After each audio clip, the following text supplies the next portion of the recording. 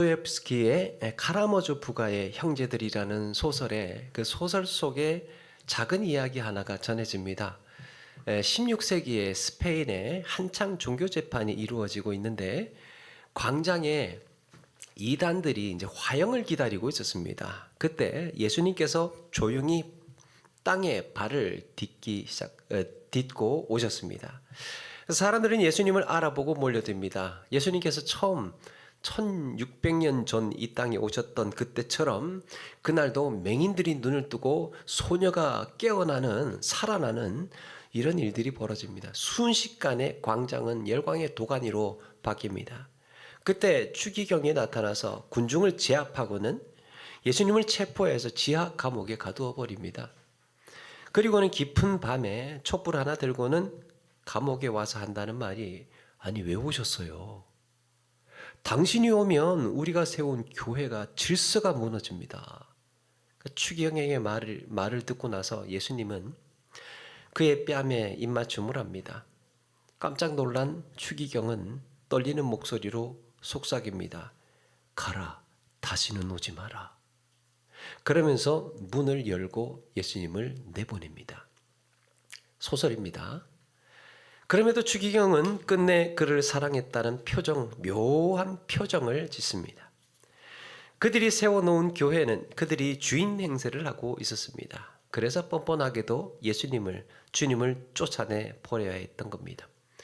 예수님을 구원자로 하나님의 아들로 인정하고 사람들에게 공포하는 순간 자기들이 쌓아온 부와 명예의 질서, 자기들이 쌓아온 그런 질서가 무너지기 때문에 예수님을 쫓아낼 수밖에 없었던 겁니다. 오늘 말씀에 이스라엘은 왕을 요구하고 나섰고 하나님은 이것을 나를 버리는 일이라고 말씀하였습니다. 그들은 왜 하나님을 버리는 일을 하고 있을까? 그리고 하나님은 이런 백성들에게 어떻게 응답하고 계시는가? 이스라엘이 여호와를 사모하기 시작할 무렵 사무엘은 온 백성들을 미스바로 모이게 하고는 회개운동과 말씀의 회복을 위한 큰 대회를 열게 됩니다. 큰 집회가 열리니까 블레셋 사람들이 자기를 침공하려고 하는 줄 알고 쳐들어왔죠. 선제 공격을 해왔습니다. 그런데 이때 이제 이스라엘이 전심으로 하나님을 의지하고 기도하는 가운데에 사무엘에게도 부탁합니다. 당신이 우리를 위해서 기도해 주십시오. 그러면서 하나님 말을 의지하고 그렇게 전쟁에 나갑니다. 지금까지는 블레셋에게 판판이 깨지는 이스라엘이었지만 이번에는 승리를 거두게 됩니다. 그동안 이스라엘이 얼마나 시달렸습니까? 땅도 빼앗겼지요. 재산도 빼앗겼지요. 때마다 넘어와서 양식을 가져가면서 그렇게 괴롭혀왔습니다. 그런데 매일같이 시달리고 빼앗겼던 이스라엘 땅에 이런 승리로 이제 정말 모처럼 만에 평화가 찾아왔습니다. 주변의 어려움들도 이제 해결이 됐습니다. 사무엘 같은 지도자가 이스라엘 땅을 순회하면서 다스리기 시작을 합니다. 사무엘이 왕은 아니잖아요. 그런데 이 하나님의 뜻을 전하고 가르치고 하나님께로 인도하는 이런 지도자로서 이스라엘을 순회하면서 이스라엘을 잘 평화롭게 다스렸습니다. 이게요, 하나님이 가장 이상적인 다스림을 받는 나라의 형태예요. 물론 길게 가지는 못했지만 사무엘이 그렇게 하나님의 뜻을 백성들에게 전하고 제사하고 예배하고 말씀을 가르치고 회개하게 하고 하나님 앞으로 돌아오게 하는 이런 일들이 7장의 말씀입니다. 그런데 오늘 8장으로 넘어오니까 이게 분위기가 심상치 않게 돌아갑니다. 8장 1절에 사무엘이 늙음에 그 아들들을 사사로 삼았다 그랬습니다. 문제는 이 아들들의 행동입니다. 사무엘 같지 않고 뇌물을 받고 엉터리 판결을 하면서 이게 원성이 백성들 사이에 자자했던 겁니다. 어디서 많이 본 상황 아닙니까? 제사장 엘리를 소개할 때도 같았죠. 그 제사장 엘리의 두 아들들 홈니와 비느하스가 뇌물을 받고 온갖 악동짓을 다 하고 다녔죠. 참다 못한 이스라엘의 장로들이 그래서 사무엘을 찾아온 겁니다. 이들이 뭐라고 합니까? 5절에 보니까 보소서 당신은 늙고 당신의 아들들은 당신의 행위를 따르지 아니하니 모든 나라와 같이 우리에게 왕을 세워 우리를 다스리게 하소서. 이스라엘은 왕이 아니라 하나님이 다스리는 나라입니다. 처음부터 모세나 여호수아 그리고 사사들과 같이 하나님의 뜻을 전달하는 지도자가 이끌어오고 있었습니다. 오히려 다른 모든 나라와 같이 그런 나라가 아니라 다른 모든 나라와 같은 나라가 아니라 열방 가운데 구별된 나라가 이스라엘이에요. 다른 나라들처럼 사는 게 이스라엘이 아니고 그렇게 하나님의 백성으로 구별되어서 부름받았습니다. 한마디로 이스라엘은 신정 정치하에 하나님을 다스림을 받는 나라입니다. 그게 이스라엘의 정체성이에요. 그런데 이 장로들이 요구하는 것은 이런 신정 정치 제도를 왕정 제재로 바꾸자는 겁니다. 하나님이 다스리던 나라에서 왕이 다스리던 나라로 사무엘이 듣기가 불편합니다. 좀 서운하기도 했던 것 같습니다. 아니 그동안 내가 이 나라를 위해서 헌신한 세월이 얼만데 내가 어떻게 이 백성을 위해서 기도하고 섬겼는데 이렇게 나를 버리다니 이제 내가 필요 없다는 건가? 사무엘이 그런 좀 서운함도 있었던 것 같습니다.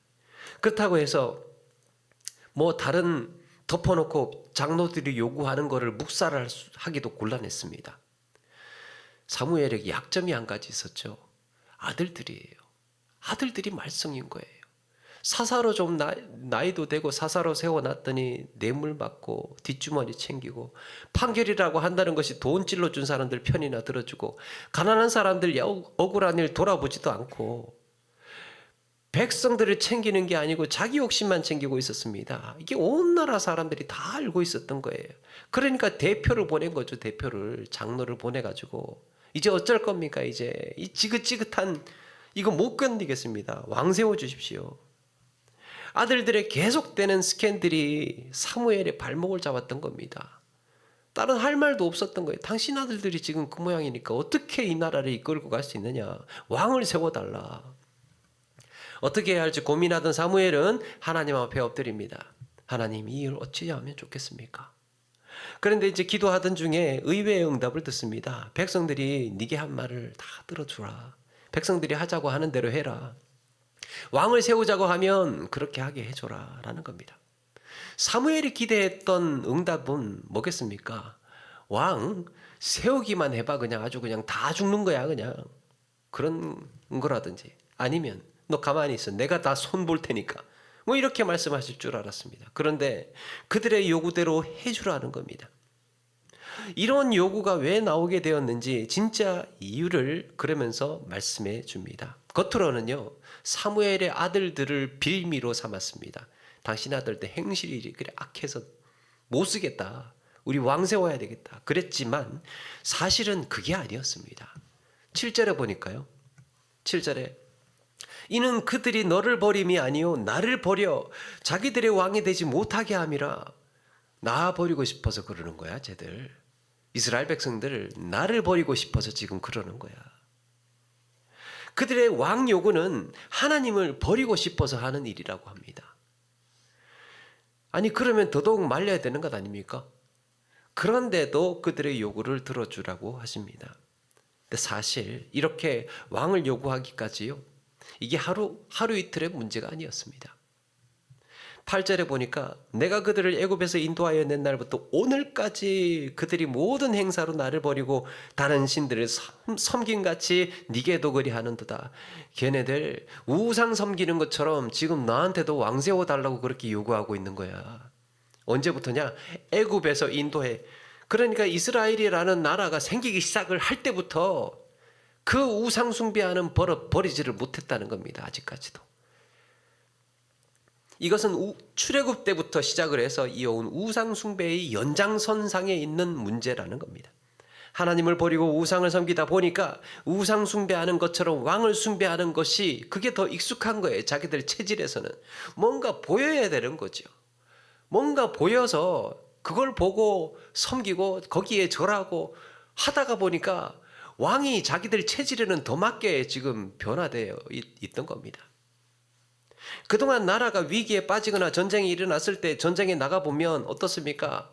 적군들의 중앙에는 늘 왕이 있었습니다. 우리는 없는데, 우리는 왕이 없는데 적군들의 중앙에는 늘 번쩍번쩍하고 의리의리한 병거를 타고 온갖 화려한 치장을 다 하고 그 앞에 호위 군사들이 쫙 도열해 있고 지휘하는 왕이 부러웠습니다. 야, 저 누구냐 누구? 저 왕이라는 거야, 왕. 그러면서 이스라엘이 왕을 부러워하고 있었던 거죠.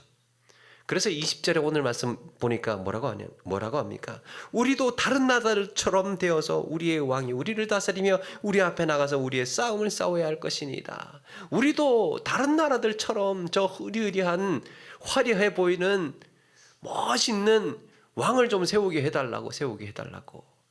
다른 나라들과 구별된 나라로 세워놨더니 다른 나라들처럼 살고 싶다고 말하고 있습니다. 지금까지 이스라엘이 경험했던 모든 전쟁은 여호와 하나님을 앞세워 나아갔던 여호와의 전쟁이었습니다. 그런데 이제는 다른 나라들처럼 하나님이 아니라 자기들이 세운 왕을 앞장세워서 전투를 치르겠다는 겁니다. 이런 우상 숭배 습성이 이전에 법궤를 메고 전쟁에 나갔을 때 드러났죠. 그 버릇 못 고쳤던 거예요. 우상 숭배를 하듯이 이걸 들고 나가면, 법궤 메고 나가면 이길 줄 알고 나갔다가 더 크게 된통 당하고 말았지요.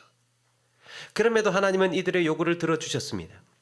그리고 왕의 제도를 도입하게 되면 앞으로 어떻게 해야 하는지를 말씀하십니다. 우선 왕을 세우면 정규군이 만들어져야 됩니다. 왕이라는 존재가 있으니까 항상 호위하고 뭔가 유사시에 일이 일어났을 때에 적군을 대처해야 하는, 각자 소유의 상당 부분을 왕에게 바쳐야 합니다. 권리도 좀 포기해야 됩니다. 심지어 하나님께 드리던 그 10분의 1, 11조를 왕에게 이제 바쳐야 됩니다. 지금까지는 자신의 경작한 소출을 온전히 다 자기 거였습니다. 세금을 내기를 합니까? 왕이 없으니까요. 자기가 번 거 자기가 다, 농사 지은 거 자기가 다 갖는 거였는데 이제 왕을 세우고 나면 그걸 이제 일정 부분 바쳐야 되는 겁니다.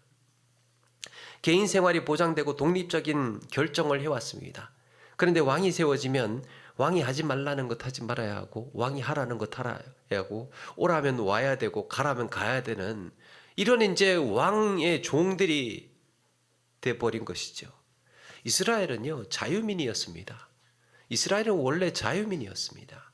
그런데 이제 왕의 종이라는 신분으로 전락하게 된 거예요. 스스로 우상 숭배하는 그 습성을 버리지 못해서. 예루살렘에 가면 야드바셴이라는 기념관이 있습니다. 그 나치 독일의 유대인 학살 그 희생자를 추모하기 위해서 세운 이스라엘의 국립 기념관입니다. 그 기념관 출구에 욥의 흉상이라는 사람의 얼굴 흉상까지 나오는 흉상이 있는데요. 그 뒷면에 이렇게 글씨가 쓰여져 있습니다. 기억은 우리를 자유민이 되게 하고 망각은 우리를 포로민이 되게 하리라. 기억은 우리를 자유민이 되게 하고 망각은 우리를 포로민이 되게 하리라. 우리가 이 비극을 잊어버린다면 언젠가는 다시 종이 될 것이다. 그래서 기념관 그 안쪽에 구조물 안에 원뿔로 되어 있는 그 안에 보면 하늘로 치솟는 그 원통 안에 수많은 사진들이 그 유대인 학살에 고생하던 희생되었던 그 순간순간들이 사진으로 그렇게 기록되어 있습니다. 그리고 그 기념관 뒤편에 동산에요, 600만 그루의 나무를 심었다고 합니다. 그 나무 밑에 일일이 이름을 새겨 놓았다고 합니다. 잊지 않기 위해서. 하나님은 그들에게 수도 없이 이렇게 말씀하였습니다. 이스라엘 백성들에게 너는 애굽 땅에서 종되었던 것을 기억하라. 종의 신분으로 살았던 그때를 기억해라.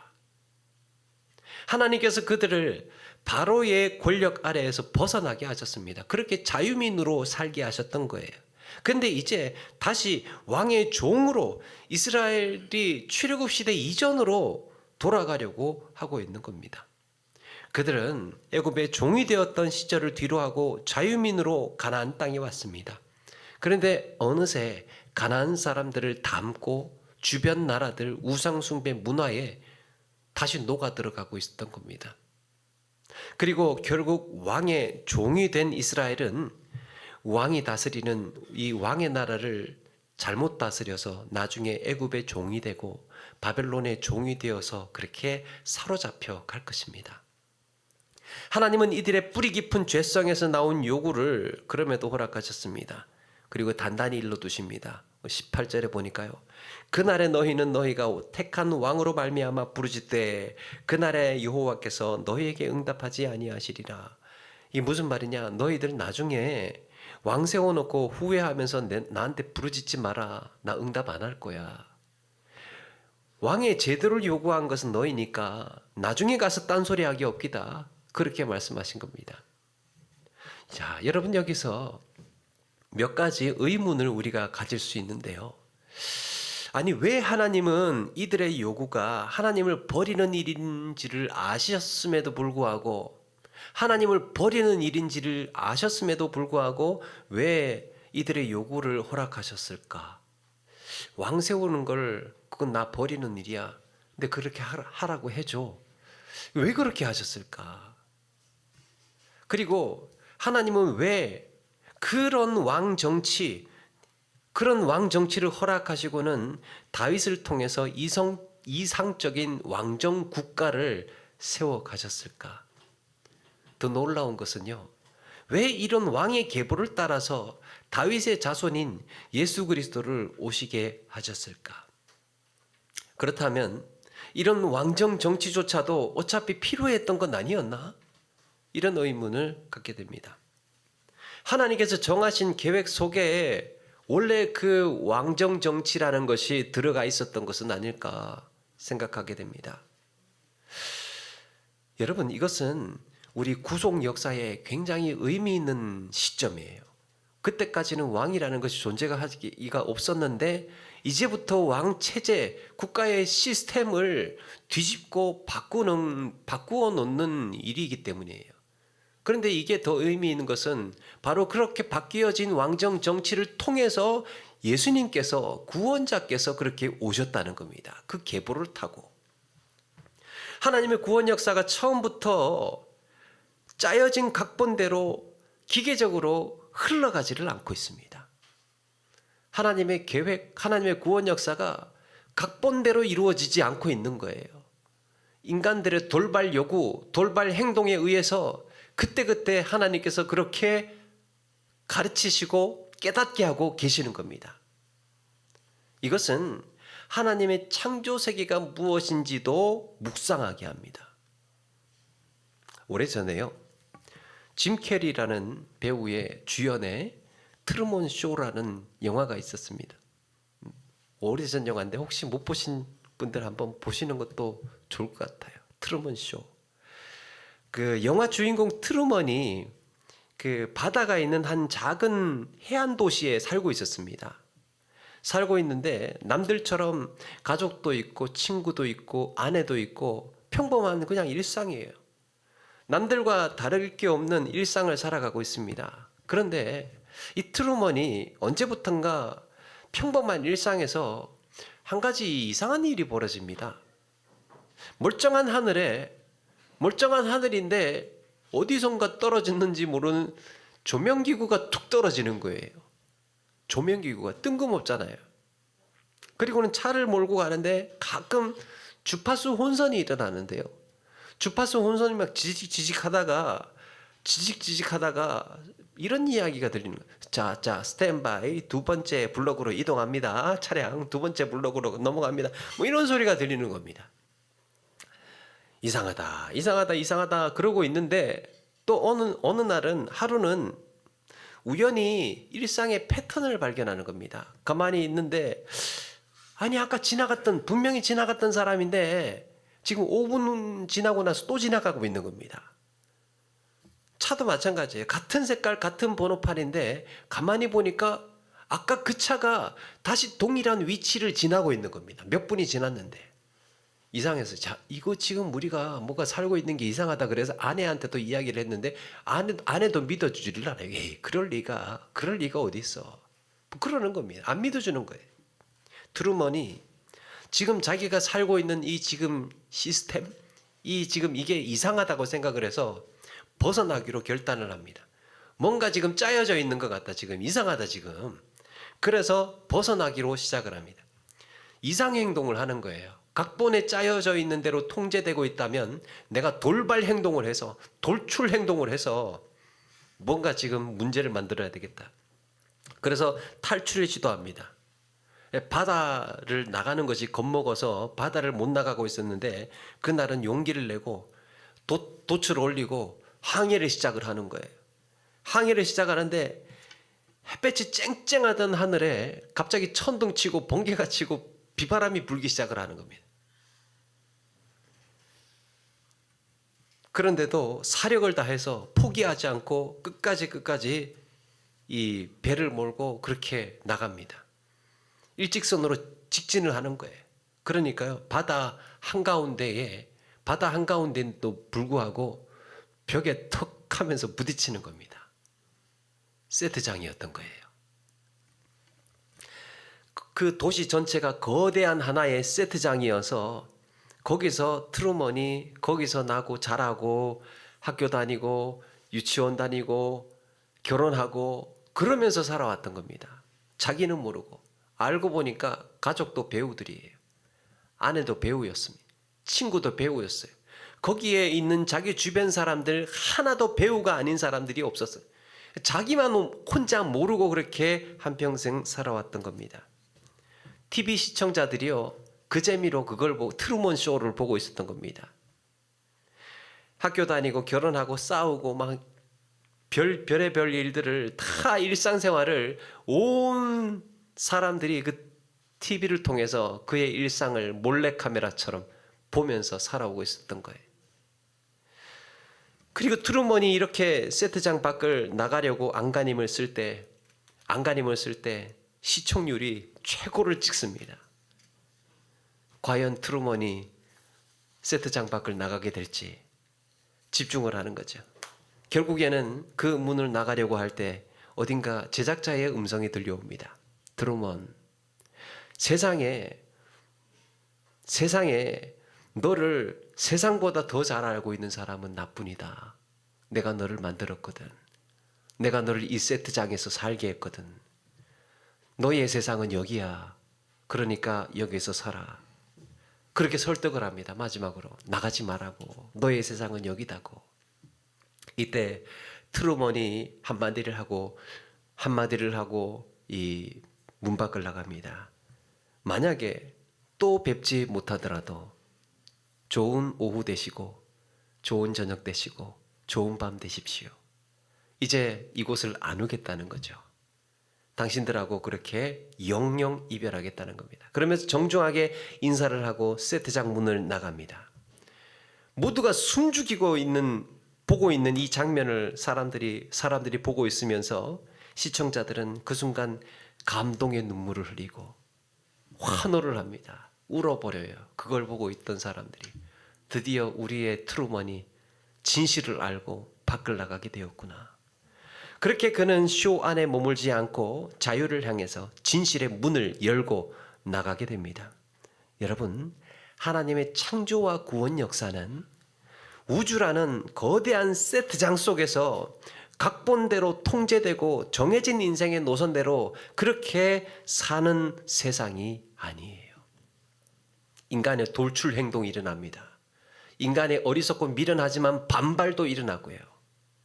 예측할 수 없고 가늠할 수 없는 변화무쌍한 세상입니다. 그런 광대한 세상에서 하나님의 형상을 닮은 인간이 자유의지대로 선택하고 판단하도록 하나님께서 그렇게 허락하셨던 거예요. 너희들 언제든지 문을 열 수 있고 언제든지 너희들의 선택과 판단을 할 수 있다. 그래서 아담과 하와가 선악을 알게 하는 나무 열매를 따먹던 순간에도 내버려 두셨고, 하나님을 버리고 우리의 왕을 세우겠다는 어이없는 요구에도 허락하셨던 겁니다. 너희들이 그렇게 선택했니? 그래, 그럼 그것을 통하여서 하나님께서 함께 섭리하시고 일하셨던 겁니다. 그렇게 우리는 스스로 죄를 자초하기도 하고 징벌을 자초하기도 하고 죽음에 매이게 되기도 했던 겁니다. 그러고 보면 인간은요, 참 끊임없이 하나님을 버려온 역사였어요. 성경의 역사를 보게 되니까 끊임없이 인간은 하나님을 버려왔습니다. 이스라엘은 처음부터 우상 숭배하느라고 하나님을 외면하고 떠나고 거부할 빌미만을 그렇게 찾았습니다. 왕을 세울 수밖에 없습니다. 하나님을 떠날 수밖에 없습니다. 그럴 빌미. 우리 주님 또한 베드로에게, 유다에게 배반을 당하고 다른 제자들에게 버림을 받으셨습니다. 주님께서 이 땅에 오셔서도 버림당하셨습니다. 마침내 버림받은 왕이 되어서 십자가에 죽으셨습니다. 제사장들에게, 선지자들에게, 오히려 자기 종들에게 그렇게 버림을 당하셨습니다. 십자가에 죽으실 당시에 수많은 사람들이 네가 왕이냐 조롱을 하고 있었죠. 그들은 예수님이야말로 그렇게도 찾고 요구했던 왕이라는 사실을 잊었던 겁니다. 그분이 누구인지 몰랐습니다. 그런데 이를 지켜보던 백부장은 예수님을 향하여서 이는 진실로 하나님의 아들이었도다 고백을 하게 됩니다. 하나님께서 왕을 세우라고 명하신 것은 아니지만 그들이 세운 왕의 계보를 통해서 너희가 진짜 바라보아야 할, 진짜 알아야 할 왕은 예수님이라는 것을 성경에서는 가리키고 계셨습니다. 여러분, 어쩌면 우리는 오늘도 하나님을 버려야 할 빌미를 찾으면서 그렇게 살고 있는지도 모르겠습니다. 하나님은 끊임없이 우리에게 찾아오시고 지금도 우리에게 말씀하고 계시지만 이런 하나님을 잊어버리고 섬기지 못하는 이유에 매여서 나 이것 때문에 교회 잘 못 섬겨. 나 이것 때문에 그걸 못해.